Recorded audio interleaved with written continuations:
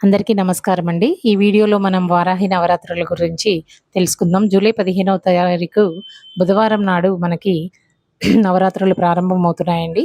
ఈ పవిత్రమైన 9 రోజులను వారాహి అమ్మవారిని భక్తి శ్రద్ధలతో ఆరాధించి అమ్మవారికి అనుగ్రహానికి పాత్రులవుదాం.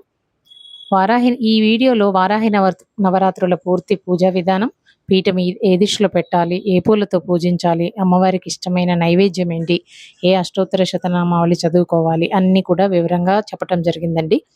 అందరూ కూడా అమ్మవారికి సంబంధించిన ఈ యొక్క పూజా సామాగ్రిని తీసుకొచ్చి పసుపు, కుంకుమ, దీపం, అగరబత్తి, పూలు, కొబ్బరికాయలు, తమలపాకులు అన్నీ కూడా ఇవన్నీ తీసుకొచ్చి అమ్మవారికి ఇష్టమైన పూలు ఏంటండి, అమ్మవారికి ఇష్టమైన కలరు ఎరుపు కాబట్టి ఎర్ర మందారంతో కానీ ఎర్ర గులాబీతో కానీ పూజించవచ్చండి. నైవేద్యాలు మన స్థాయిని బట్టి, మనకి శక్తిని బట్టి పులిహార కానీ, చక్కెర పొంగలి కానీ, పాయసము ఇలా ఏవైతే అవి.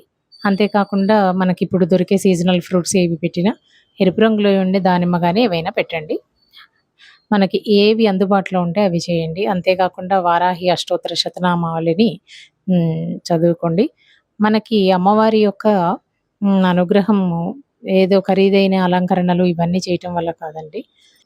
నిర్మలమైన భక్తి ముఖ్యం. మీ శక్తికి తగ్గ పూజను శ్రద్ధతో చేస్తే అదే అమ్మవారికి అత్యంత ప్రీతికరం. జై వారాహి మాత, జై జై వారాహి మాత.